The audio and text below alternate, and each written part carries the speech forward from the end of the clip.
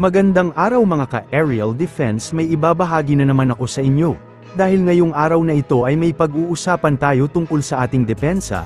Mga barko ng China nag-alisan na rin sa Escoda Shoal, barko ng China Coast Guard wala nang namataan. Pero bago tayo magpatuloy, huwag mo muna kalimutan mag-like, share and subscribe.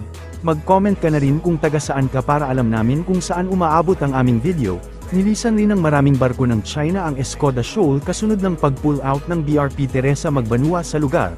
Ayon kay PCG spokesperson for the West Philippine Sea Commodore J. Tariela, aniya, tanging nasa 11 Chinese maritime militia vessels na lang ang nananatili sa Escoda habang wala nang namataan na China Coast Guard sa lugar.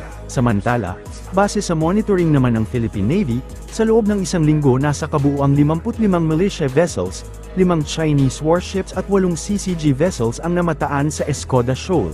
Una na ngang inihayag ni Commodore Tariela na ang masamang lagay ng panahon ang nagbunsod pareho sa panig ng Pilipinas at China na i-withdraw ang kani-kanyang mga barko sa shoal. Well, alam nyo, no? ang mga Chinese maritime forces, kung ano man ang lakas ng alon, pangit na panahon na pinagdadaanan ng Teresa Magbanua when she was in Escoda Shoal, that doesn't make them invincible. Kung ano ang pinagdaanan natin, yun din ang pinagdadaanan nila. Regarding sa malaking alon, malakas na hangin, malakas na buhos ng ulan, this is the same thing that they have experienced. What I can say is that we have monitored also that the Chinese Coast Guard vessels who were there have also significantly diminished because of the very bad sea condition in that area. But with dozens of Chinese ships there, are they able to establish a more permanent presence than the Philippine government? No. I would argue that permanent presence is not something that the Chinese maritime forces have already done in Escoda Shoal.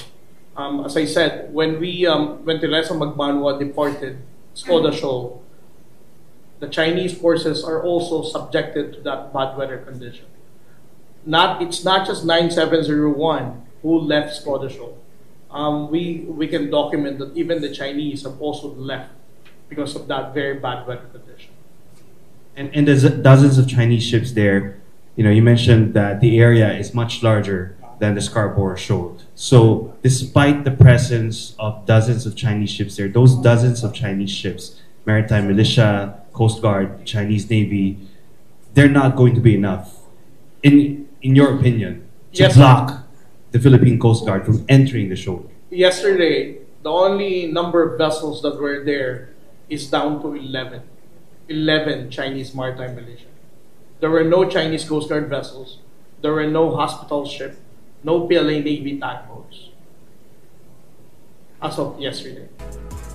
Isinalaysay ni Philippine Coast Guard spokesperson for the West Philippine Sea Commodore J. Tariela, ang pinagdaanan ng mga lulang Coast Guard personnel ng BRP Teresa Magbanua sa halos 5 buwang pagbabantay sa Escoda Shoal sa West Philippine Sea. Sa isang press conference, sinabi ni Commodore Tariela, na mula nang dumating sa Escoda Shoal ang BRP Teresa noong Abril hanggang Hulyo nakapagsigawa pa ng resupply mission sa mga CG personnel, subalit mula noong Agosto ng kasalukuyang taon nang magsimulang maging mas agresibo ang China, dito na nagkaroon ng problema sa supply ang mga lulang crew ng PCG vessel. Matatandaan nga na noong ika-31 ng Agosto nang intentionally na binangga ng 3 beses ng China Coast Guard vessel ang BRP Teresa Magbanua na nagresulta ng mga pinsala sa barko. Inihayag pa ni Commodore Tariela na 3 mula sa 4 na personnel ang na-diagnose ng dehydration at kawalan ng masustansyang pagkain. Paliwanag ng opisyal na bagamat mayroong desalinator machine ang BRP Teresa dahil ito ay isang modern vessel, kinailangan aniyang magkaroon ng brand new filters para ma-convert ang tubig mula sa dagat sa potable water, pero dahil sa matagal itong ginamit dahil sa tagal na rin ng pamamalagi ng barko sa lugar, hindi na aniya fresh water ang naproproduce ng naturang machine. Dumating pa aniya sa punto na tubig ulan ang kanilang iniinom at tubig mula sa air conditioning at ilang linggo ding lugaw lang ang kanilang kinakain. Una rito, inilikas ang 4 na personnel mula sa 63 strong crew ng BRP Teresa Magbanua na nakaranas ng dehydration ng naka-stretcher, at dinala sa ospital nang dumating ang barko nitong linggo sa home port nito sa Puerto Princesa, Palawan. Well, ang 3 tropa natin ay na-diagnose ng ating doktor on board, no? Kasi meron tayong medical doctor sa Teresa Magbanua na kasama dun sa mission nila. they were diagnosed of dehydration. No? They were dehydrated dahil sa kakulangan ng tubig. And of course, the nutritious food. No? Gaya nga na sinabi ng commanding officer kahapon, ang kinain lang nila for almost 3 weeks ay lugaw. No?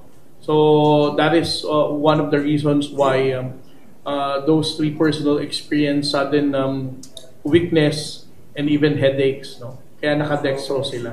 But right now, the latest medical bulletin is nothing serious. Hospital pa po sila, sir? We have medical dispensary within the Coast Guard District Headquarters.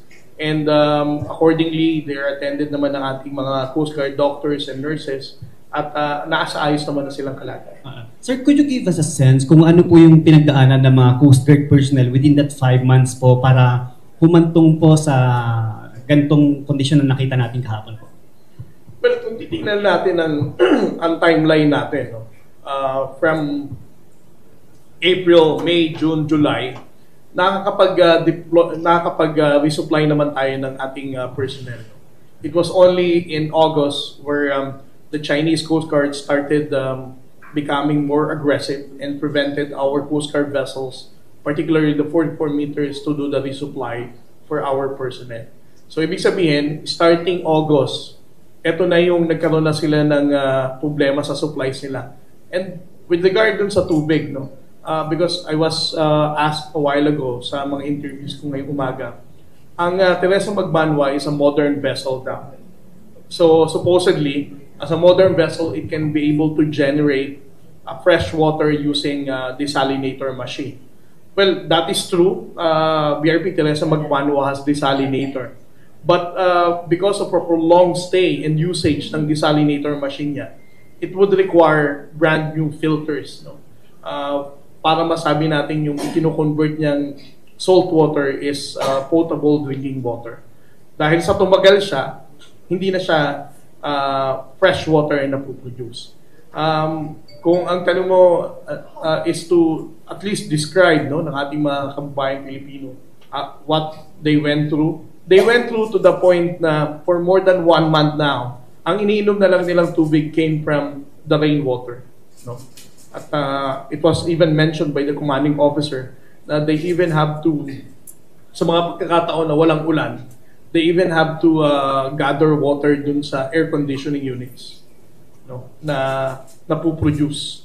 And then they're just going to boil it, and that will be used for drinking and also for cooking.